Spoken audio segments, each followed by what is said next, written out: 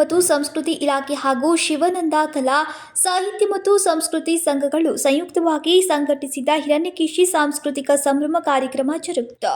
ಸಾಂಸ್ಕೃತಿಕ ಕಾರ್ಯಕ್ರಮದಲ್ಲಿ ವಚನ ಗಾಯನ, ತತ್ವಪದ, ಸಾಂಪ್ರದಾಯಿಕ ಪದ, ಶಿವ ಭಜನೆ, ಭರತನಾಟ್ಯ, ಬಸವ ವಚನ ಸೇರಿದಂತೆ ಅನೇಕ ತಂಡಗಳಿಂದ ಜನರು ಮನ ಸೆಳೆದರು.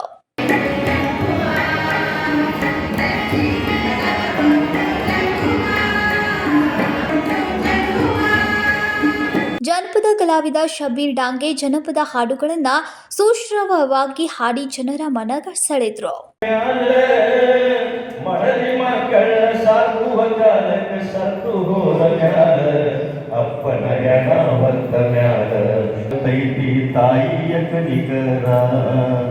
ಯಾರಿಗೂ ಕಂಡಿಲ್ಲ ಒಳಗೆ ಸ್ಮರಿಸುವ ಅಪ್ಪನ ಕಣ್ಣೀರ.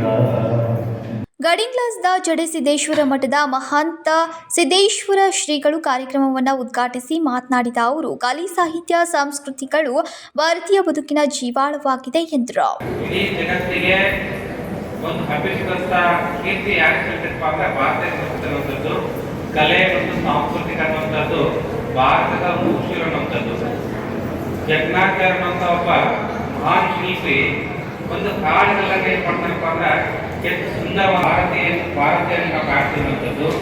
ನೀವೇನಂದ್ರೆ ಅಜಂತ, ಎಲ್ಲೋರ, ಹಂಪಿ, ಬಾದಾಮಿ, ಬನಶಂಕರಿ ಬೇರೆ ಬೇರೆ ಕಡೆ ಎಲ್ಲ ದೇವಸ್ಥಾನ. ಜಾನಪದ ಕಲಾವಿದ ಶಬೀರ್ ಡಾಂಗೆ ಅವರು ಮಾತನಾಡಿ, ಜಾನಪದವು ಜನರ ಬದುಕಿನಲ್ಲಿ ಹಾಸುಹೊಕ್ಕಾಗಿದೆ. ಯಾವುದೇ ಅಕ್ಷರ ಕಲಿಯದ ಗ್ರಾಮೀಣ ಜನರಿಂದ ಜನಪದ ಬಾಯಿಯಿಂದ ಬಾಯಿಗೆ ಶತಮಾನಗಳಿಂದಲೂ ಮುಂದುವರಿತಾ ಬಂದಿದೆ ಎಂದರು. ಇನ್ನು ಈ ಸಂದರ್ಭದಲ್ಲಿ ಅನೇಕರು ಹಾಜರಿದ್ದರು. Sachin Kamble, KMM Kannada news, Hukkeri.